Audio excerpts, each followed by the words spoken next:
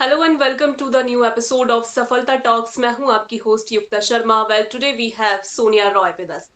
Miss Sonia के बारे में मैं आपको बता दूं, ये एक बॉक्सर है और महिला सशक्तिकरण की अगर बात की जाए तो इसमें ये बहुत आगे हैं। इन्होंने बहुत सारे ऐसे काम किए हैं अभी तक जिसमें कि नाम रोशन किया है। मैम, वेलकम टू सफलता टॉक्स।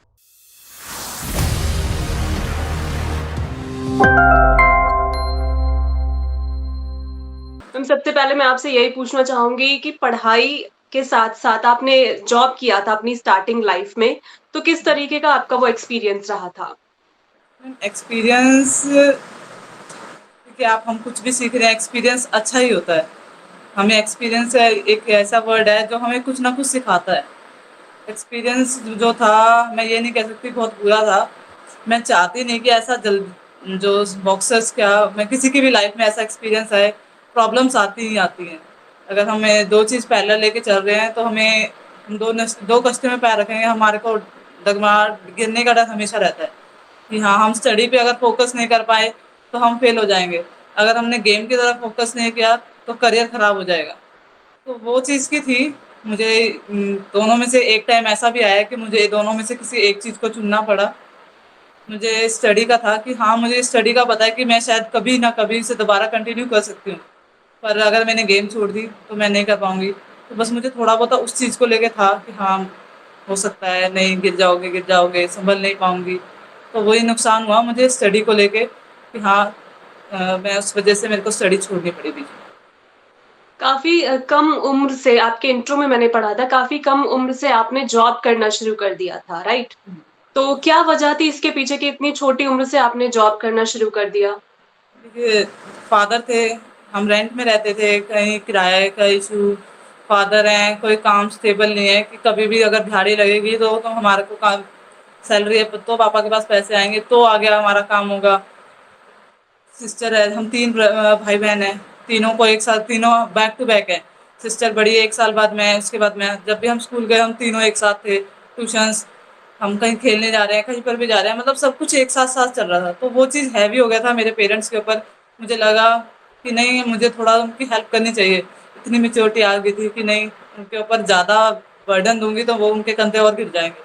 तो थोड़ा-सा उनके कंधों को उठाने के लिए थोड़ा काम करना ही पड़ा मुझे। ओके। आप इतनी छोटी उम्र से जॉब भी कर रही थी, पढ़ाई भी कर रही थी, तो दोनों चीजों को बैलेंस करना आपके लिए कितना मुश्किल रहा?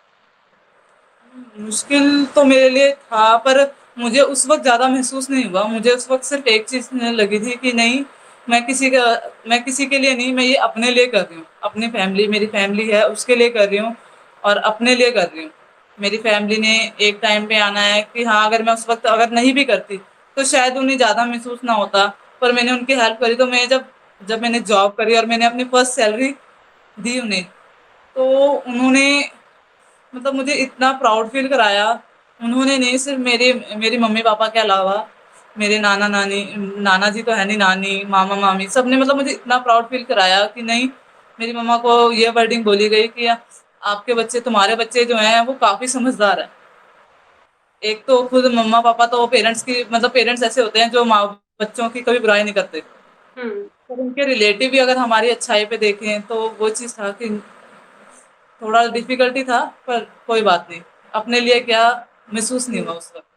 आपने अपने लिए किया, अपने पेरेंट्स के लिए किया, तो आपको उतना महसूस नहीं हुआ, बल्कि गर्व ही महसूस हुआ कि मैं अपनी फैमिली के लिए ये कर रही हूँ। हाँ। बहुत अच्छी बात है सोनिया जी, आपने इतनी कम उम्र से अपने कंधों पर ये ज़िम्मेदारी उठाई। तो बॉक्सिंग का क्रेज़ आपके मन में कब से आया? आपको कब लगा कि आपको बॉक्सर बनना चाहिए? देखिए, स्पोर्ट्स का ना स्टार्टिंग से जब मैं बहुत छोटी थी तब से मुझे खेलना-कूदना बहुत पसंद है। जिसके वजह से डाँट भी खाते थे हम, मार भी खाते थे। पर जब स्कूल में हम पढ़े, हमारे को स्कूल में वहाँ स्पोर्ट्स नहीं था जिस स्कूल में हम पढ़े। हुँ। फिर हमारे पड़ोस में कोई था जो स्पोर्ट्स करता था, बॉक्सिंग करते थे। वो मम्मा टेलर हैं तो उनके घर पे आना-जाना होता रहता था। तो उन्होंने शेयर किया कि मेरे बच्चे ट्रेनिंग बॉक्सिंग करने जाते हैं। तो उनका सुन के हम वहीं बैठे थे, मेरे भाई को मेरी मम्मी ने कहा कि मेरे भाई को भेजेंगे। मुझे जब बोला उन्होंने कि मेरे भाई को भेजेंगे तो मुझे भी हुआ कि नहीं, मुझे भी भेजना चाहिए। मम्मा, मैंने भी जाना है। नहीं हुआ। फिर मैंने भाई को 1 साल तक देखा कि उसने किया। मैं मम्मी को बहुत रिक्वेस्ट करी कि मुझे भेजो। पर आप लोगों को पता ही है कि हाँ, क्योंकि वो रात को लेट आता था। हमारा हाईवे पे घर है, हाईवे पे बहुत कुछ सुनते थे, तो मम्मा डर जाते थे, पापा भी डर जाते थे कि नहीं लड़की है कैसे भेजो कैसे। मैंने कहा मम्मा मुझे बस जाना है। मेरी मम्मा ने फिर मुझे एक वर्डिंग बोली कि मैं तुझे भेज सकती हूँ, पर बीच में कुछ मत छोड़ना, हम्म। जब तक कुछ हासिल ना हो तब तक छोड़ना मत। तो सबसे ज़्यादा पहले मोटिवेट तो मुझे उन आंटी ने किया कि हाँ, स्पोर्ट्स में कुछ ऐसा भी है जो हम खेल सकते हैं जिससे हमारा नाम भी हो सकता है, जिससे हमारी पहचान हो सकती है। फिर थोड़ा उससे पुश किया भाई ने कि जब वो गया, मैंने उसे देखा खेलते हुए, वो जब शैडो मारता था, वो पंचेस मारता था, मुझे देख के बहुत अच्छा लगता था कि नहीं वो इतना कुछ कर सकता है। एक जेलसी भी हो सकती है कि वो कर सकता है तो मैं भी कर सकती हूँ। फिर हम्म। मम्मा की वो वर्डिंग बोल के फिर मेरे को मतलब ये है कि इन तीनों ने मुझे काफ़ी मोटिवेट किया कि नहीं स्पोर्ट्स में जा, स्पोर्ट्स में जाओ। हम्म। मम्मी की आज तक वो वर्डिंग मैं नहीं भूलती कि जाना है तो कुछ छोड़ना नहीं है, बीच में नहीं छोड़ना। तो बस हम्म। उसी चीज़ को लेके आज तक इसी से जुड़ी हुई हूँ। ओके, गीता बबीता को भी देख के कुछ आपके मन में मोटिवेशन आया होगा? मूवी देखी होगी आपने वो? गीता गीता बबीता से ज़्यादा मोटिवेशन आया मैरी कॉम, एमसी मैरी कॉम की मूवी पहले आ गई थी, उनकी, हम्म। उनको देख के। ओके। तो कभी-कभी मूवीज भी हमारी लाइफ में एक मोटिवेशन का काम करती हैं। बहुत सारी ऐसी इंस्पिरेशनल मोटिवेशनल मूवीज रहती हैं कि जो हमारा गोल होता है उसको अचीव करने में वो एक पुश कर देती है कि हाँ, ये कर सकते हैं, हम भी कर सकते हैं। वो लोग हमारे इंस्पिरेशन हो जाते हैं। ओके। सबसे पहले आपने बॉक्सिंग में ब्रॉन्ज मेडल जीता, राइट? यस। तो उस टाइम कैसा फ़ील हो रहा था आपको? क्योंकि आप सक्सेस की एक सीढ़ी चढ़ चुकी थी। ब्रॉन्ज मेडल जीतना एक उस टाइम पे आपके लिए गर्व की भी बात होगी और थोड़ा हो सकता है कि डिमोटिवेट भी हुए हो कि ब्रॉन्ज क्यों? सिल्वर क्यों नहीं और गोल्ड क्यों नहीं? आपके मन में ये भी आया होगा। मतलब ब्रॉन्ज मेडल जब मेरे को फर्स्ट टाइम मुझे मिला तब मैं बहुत ज़्यादा खुश हुई। हुँ। इतना कि मुझे ऐसा लगा कि नहीं मैं कुछ कर सकती हूँ। जब मुझे ब्रॉन्ज मेडल आया, ट्रेनिंग एक हम आपस में ट्रेनिंग कर रहे हैं और कहीं हम बाहर जाके किसी से जीत रहे हैं, हुँ। हार या जीत के अलावा हम मतलब किसी से जीत रहे हैं, तो वो ऐसा होता है कि बहुत मतलब अंदर से इतनी प्राउडनेस आता है कि नहीं हमने कुछ किया है, हुँ। हमने मेहनत करी है, उसी का ही फल हमें मिला है। वही चीज़ था कि हाँ, नहीं मिला है कोई बात नहीं। एक चीज़ ये थी मुझे कि हाँ, सिल्वर मेरा मेडल, ब्रॉन्ज मेडल जब मेरा आया, सिल्वर क्यों नहीं आया? उसके लिए था मुझे लगा कि नहीं शायद गलती मेरी है, क्योंकि किसी कोच के बिना अगर मैं ब्रॉन्ज मेडल ले आई, तो वो हुँ। चीज़ मुझे कोई वो नहीं होता कि नहीं, मेरे को ये था जस्ट अगर शायद कोच होते मेरे पास, तो मैं ब्रॉन्ज क्या, सिल्वर क्या, मैं गोल्ड भी जीतती। बिल्कुल सही बात है। बिना कोच के, बिना किसी गाइडेंस के आप ब्रॉन्ज़ मेडल ले आईं, तो ये एक अपने आप में बड़ी अहमियत की बात है, प्राउड फ़ील करने वाली बात है। आपको किस तरह से आप फिर बॉक्सिंग की प्रैक्टिस करती थी? क्योंकि कोई गाइडेंस नहीं था, कोई कोच नहीं था। किस हाँ। तरीके से आपने कुछ देखकर यूट्यूब वीडियोज़ या किसी का गाइडेंस लिया? मैम गाइडेंस क्या, उस वक़्त हमारी एक टीम हुआ करती थी, गर्ल्स भी आती थी, कुछ कुछ बॉयज़ भी आते थे। पर वो जो गर्ल्स थी वो मुझसे पहले जो हमारे पहले कोचेज़ जो वहाँ पे पहले कोच थे गवर्नमेंट कोच, उनके अंडर उन्होंने ट्रेनिंग करी थी। तो वो जब वो ट्रेनिंग करते थे ना, वो मुझे बहुत मोटिवेट करते थे। हुँ। वो ऐसे नहीं सोनिया ऐसे नहीं, इसे ऐसे नहीं ऐसे, मतलब मेरी एक काफ़ी अच्छी फ्रेंड बन गई थी, उसका नाम शालिनी है, वो भी बॉक्सर है। इस वक़्त वो दिल्ली में जॉब कर रही है, गवर्नमेंट जॉब है उसकी टीचिंग लाइन में। उसने मुझे बहुत मोटिवेट किया। उसने वो मुझे ऐसी है कि वो अगर मैं आज भी कहीं ढीली पड़ जाती हूँ, तो मुझे मोटिवेट करती है। उसने मुझे हर पंचेज़ बताए, इसे ऐसे नहीं ऐसे। उसका और मेरा तालमेल कुछ ऐसा हो गया था कि हम दोनों नए से नए कॉम्बिनेशन बनाते थे। हमारा ट्रेनिंग स्टाइल बिल्कुल एक दूसरे का कॉपी हो जाता था कि हम ऐसा लगता था कि हम एक दूसरे को कॉपी कर रहे हैं। उसने मुझे बहुत इस चीज़ में हेल्प करी कि नहीं कोच के बिना भी है कुछ, अगर नहीं था बिल्कुल तो वो सही बात। हमारे फ्रेंड्स और फैमिली सपोर्ट होना बहुत ज़रूरी है किसी भी चीज़ के लिए। यदि मोटिवेशन की ज़रूरत है तो फैमिली और फ्रेंड्स जो है वो एक बहुत अच्छा आपके साथी हो सकते हैं। आपने ब्रॉन्ज़ मेडल कौन-से ईयर में जीता था? मैंने ब्रॉन्ज मेडल जीता था 2009 में। 2009 में और उसके बाद 2014 में आपने गोल्ड मेडल जीता था, राइट? हाँ जी। ओके, तो 2014 आपके लिए गोल्डन ईयर था क्योंकि 2009 से लेके 2014 तक एक लंबा समय का अंतराल जो है बीत चुका था और 2014 में आपने जो है गोल्ड मेडल जीता। तो क्या कैसी फीलिंग थी उस टाइम जब आपने गोल्ड मेडल जीता? मैम मैं ये बोल सकती हूँ कि मुझे मेरी खुशी का कोई अंदाजा ही नहीं था। मतलब वो जो मुझे मेडल आया सिर्फ और सिर्फ मुझे लगा जैसे मेरे मेरी कोच के पूरे एफर्ट्स दिख रहे थे मुझे उस मेडल में। जब मैं वो बाउट खेल रही थी, तो मुझे सिर्फ एक चीज का था, मैंने क्वार्टर फाइनल जीता, ब्रॉन्ज मेडल पक्का किया, मैंने सेमीफाइनल जीता, मैंने वो सिल्वर मेडल पक्का किया, पर जब मैं गोल्ड मेडल के लिए खेल रही थी ना, मुझे अंदर से बहुत घबराहट हो रही थी, क्योंकि फर्स्ट टाइम मतलब फाइनल बाउट के लिए खेलना, फाइनल गोल्ड के लिए खेलना, बहुत घबराहट हो रही। पूनम मैम, मतलब मेरे जो कोच हैं पूनम मैम, उनसे बात करी, उन्होंने मुझे बहुत मोटिवेट किया। उन्होंने मुझे सिर्फ एक वर्डिंग बोली कि तू जीतेगी, हम्म। तू जीतेगी, तेरी ट्रेनिंग इतनी अच्छी है, तेरे को इतना से तू, बिना मैं तेरे को लिख के दे रही हूँ, तू बहुत जीत जाएगी। उन्होंने मुझे इतना, मतलब मेरे अंदर इतनी पॉजिटिविटी भर दी, मेरे माइंड में एक थॉट भी नहीं आया कि मैं नहीं जीतूंगी। मैंने खेला, मैं जीती, मेरे गोल्ड मेडल आया, सबने प्राउड फील करा, मेरी कोच ने भी। मतलब मैं ऐसे थी कि आप ये समझ लीजिए, जब एक बार एक बंदा नीचे गिर जाए, एकदम ऊपर उठ जाए, तो हम्म। कैसा फील होता है, वही था कि मैं एक्सप्लेन नहीं कर सकती। मैं बहुत खुश थी इसमें। बिल्कुल जाहिर सी बात है, आपकी मेहनत रंग लाई, गोल्ड मेडल आपने जीता, एक स्टेट लेवल पे आपने खेला। आपने नेशनल लेवल पर भी जाने का सोचा? हमने ट्राई किया, मैंने नेशनल लेवल, जैसे ही हमारे मेरा गोल्ड मेडल आया, तो फेडरेशन का इशू चल रहा था। फिर दो फेडरेशन थी, एक कांग्रेस सरकार की और एक बीजेपी सरकार हम्म। की। ये दो फेडरेशन बनी हुई थी, और इसमें जितने भी बॉक्सर्स रहे हैं, काफियों को बहुत कुछ झेलना पड़ा है। कईयों ने इसकी वजह से बॉक्सिंग छोड़ दी, किसी ने कई टूर्नामेंट्स में जाते जाते वो पीछे आ गए। तो हमें भी बहुत कुछ मिला कि हाँ, हम नेशनल खेलने, हमने नेशनल के लिए ट्राई किया, हमारी नेशनल में सिलेक्शन हुई, हम गए भी। फिर हमारी दोनों ही टीम को बाहर निकाल दिया, हाँ, ना इधर की ना उधर की, दोनों ही टीम को बाहर निकाल दिया। तो वो चीज था कि बहुत बुरा लगा, हम्म। मन भी किया कि छोड़ दें। फिर वही कि हाँ, मोटिवेट, कोच ने पीछे से पुश करके रखा, उन्होंने गिरने नहीं दिया, नहीं तुम चलो, तुम्हारी मेहनत कहीं ना कहीं जरूर रंग लाएगी। तो बस वही था, उसी के हिसाब से चली रही थी। तो रीजन मैं क्या था आपको आउट करने का, नेशनल खेलने का नहीं दिए जाने का, क्या रीजन रहा था? मैम यही था कि एक फेडरेशन हो तो आगे नेशनल खेल सकते हैं। हम्म। फेडरेशन ही दो चल रही थी, ओके। दोनों फेडरेशन की दोनों टीम चली गई खेलने। ओ। फिर उन्होंने आगे जो जूरी मेंबर थे, उन्होंने बोल दिया कि नहीं, हम्म। फेडरेशन एक ही फेडरेशन का कोई भी हो जाती, चाहे दोनों में से कोई एक ही चलेगी ना, हम्म। यहाँ वाले हार मान सकते हैं ना वहाँ, क्योंकि दोनों ने मेहनत करी है, दोनों हम्म। अपने अपने लेवल पे ऊपर ऊपर आए हैं। फिर सरकार ने सीधा ये बोल दिया कि नहीं, दोनों में हम्म। से कोई भी नहीं। आज तक ये फेडरेशन का इशू चल रहा है, हम्म। बट ये है कि अब ये इशू शायद जल्द ही सॉल्व हो जाए। हम्म। ओके। अभी आपके इंट्रो में मैंने पढ़ा था कि एक टाइम ऐसा भी आया था जब आपका एक्सीडेंट हो गया था, तो हाँ आपको जी।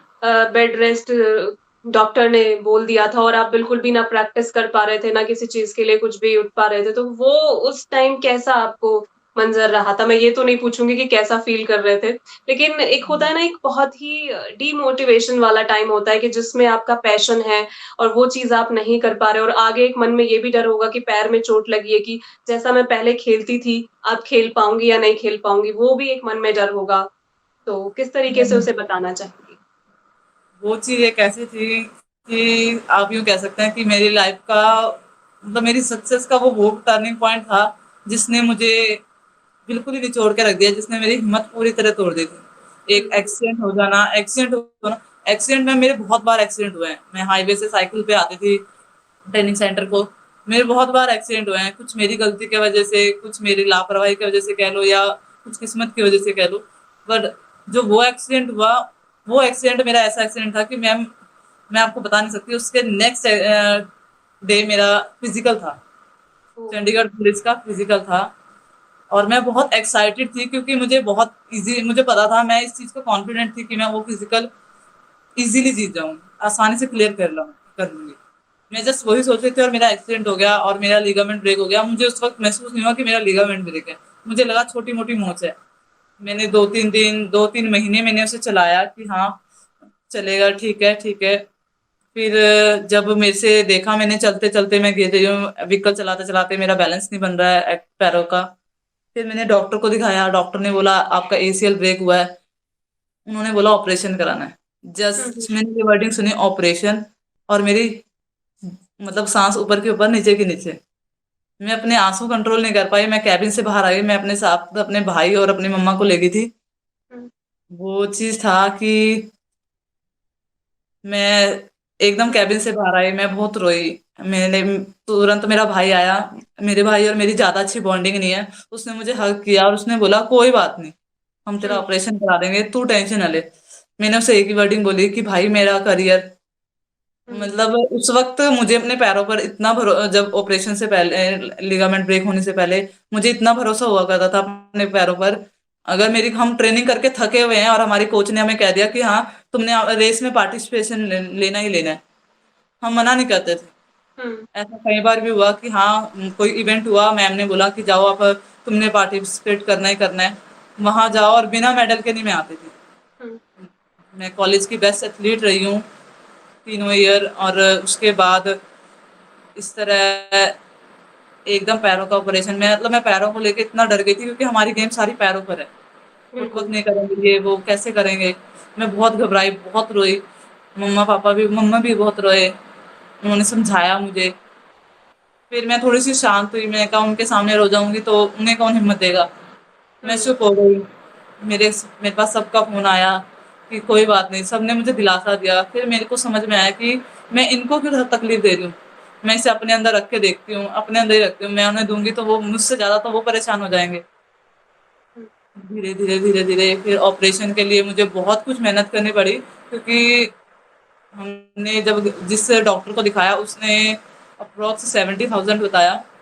और मुझे वो सुन के भी बहुत घबराहट सी हुई कि इतना इतना कैसे इकट्ठा करेंगे।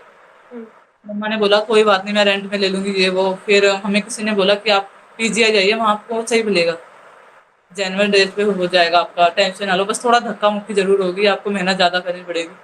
मैं हुँ, उसी लिगामेंट ब्रेक के साथ मैं अकेली गई। जब मैंने पता किया, मैंने अपॉइंटमेंट ली सेक्टर 17 में।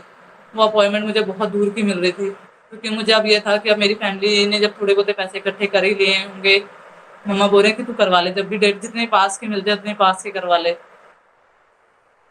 नहीं मिला मुझे सेक्टर 17 में भी, लंबा मतलब बहुत दूर का टाइम मिल रहा था, लगभग 6 महीने से ऊपर का। फिर मैं सेक्टर 32 पे आई। 32 में मैंने पता किया, उसमें मुझे 3 महीने का गैप मिल रहा था।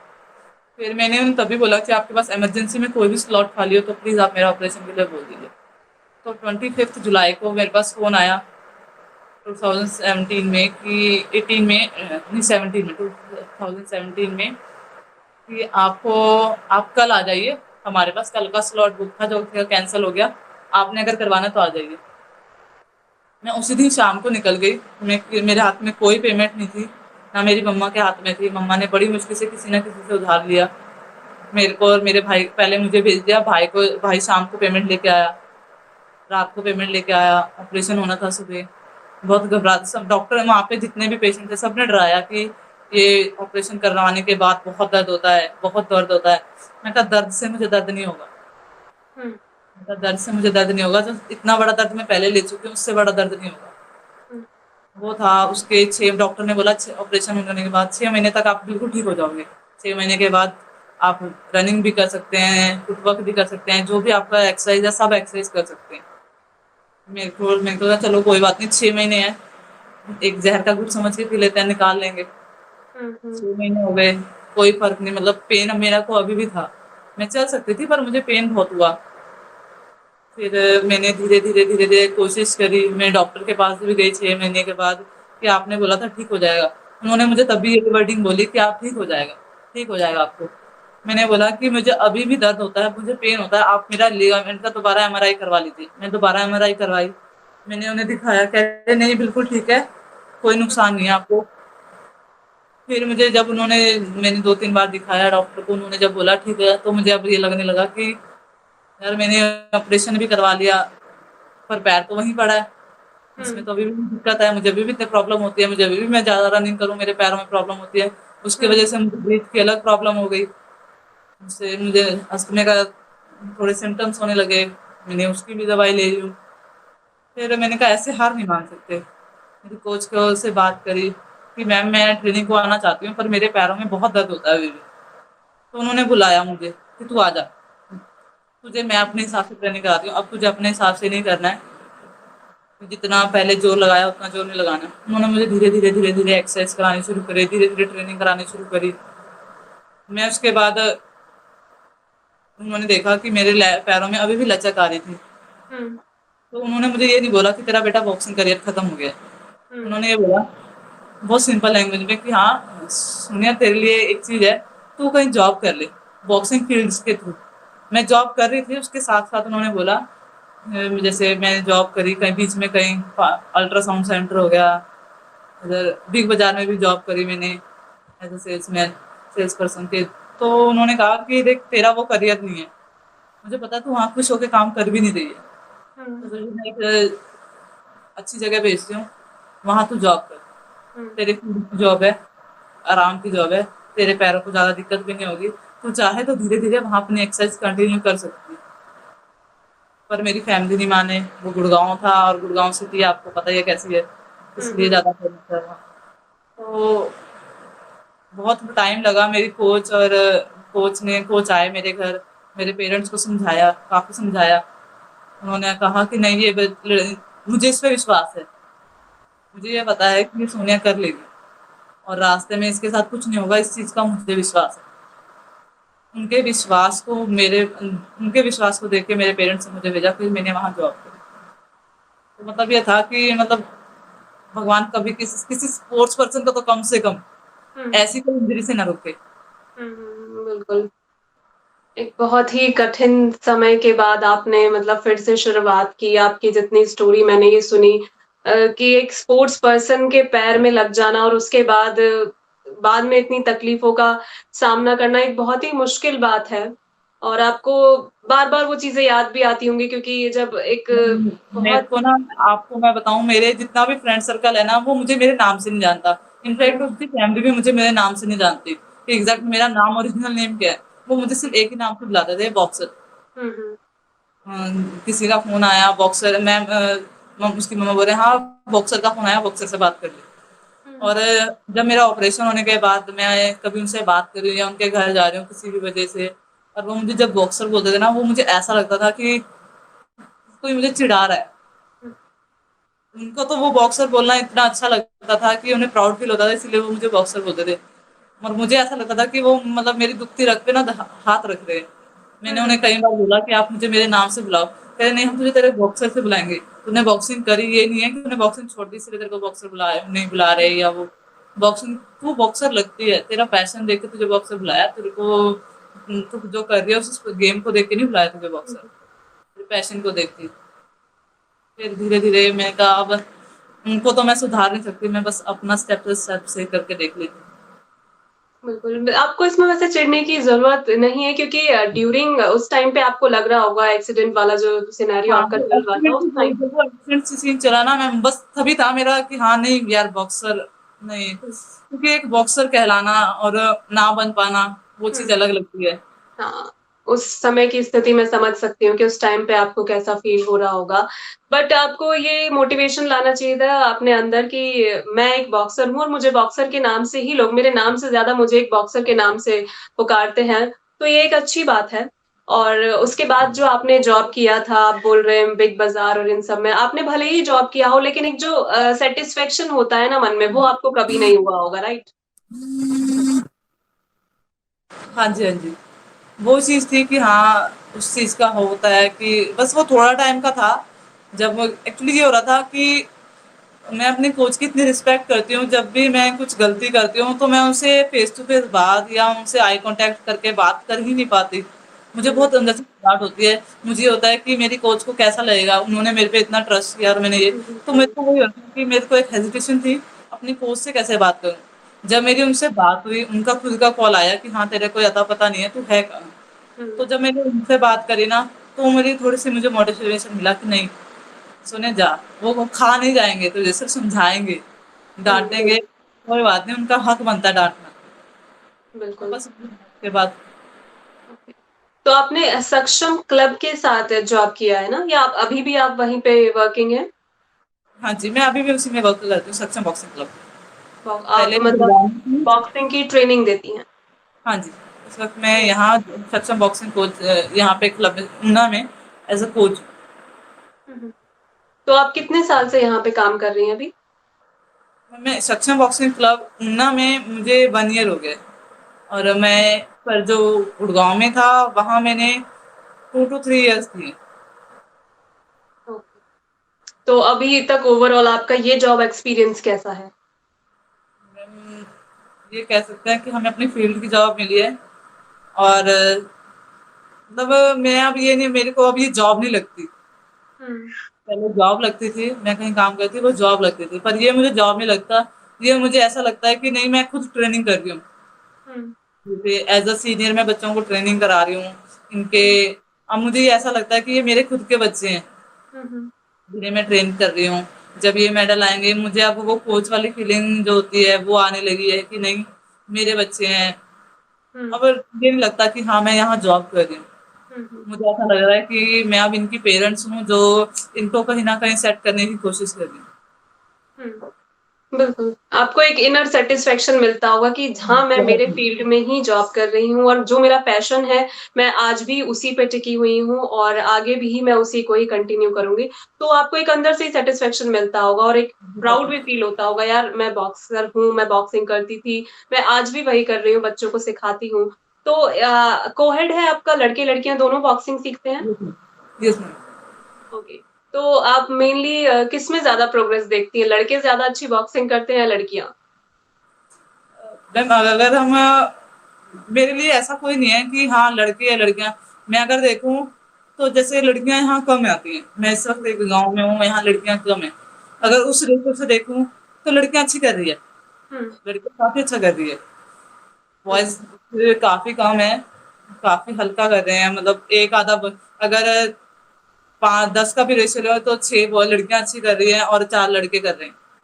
पर जो ओके। यही है कि हाँ, मैं बॉयज़ और गर्ल्स वाला कोई सिस्टम ही नहीं है कि हाँ, ये बॉयज़ है, ये गर्ल है, इसका ऐसे ट्रेनिंग मेथड नहीं, मैंने खुद जब ट्रेनिंग करी है, मेरे को पार्टनर नहीं मिला गर्ल्स।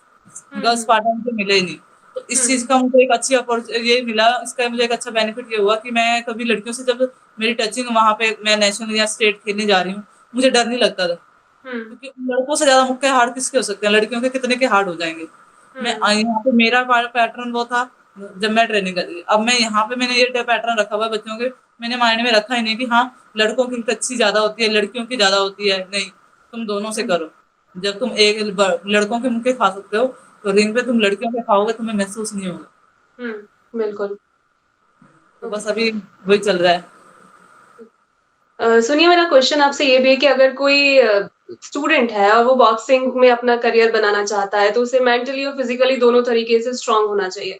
तो किस तरीके से वो अपने बॉक्सिंग करियर में शुरुआत करे, अगर उसे बॉक्सिंग में जाना है, बॉक्सिंग ही उसका करियर है? अगर उसे बॉक्सिंग में जाना है तो सबसे पहले चीज़ बेसिक बॉक्सिंग सीखनी पड़ेगी। किसी भी अकेडमी से, किसी अच्छी अकेडमी से।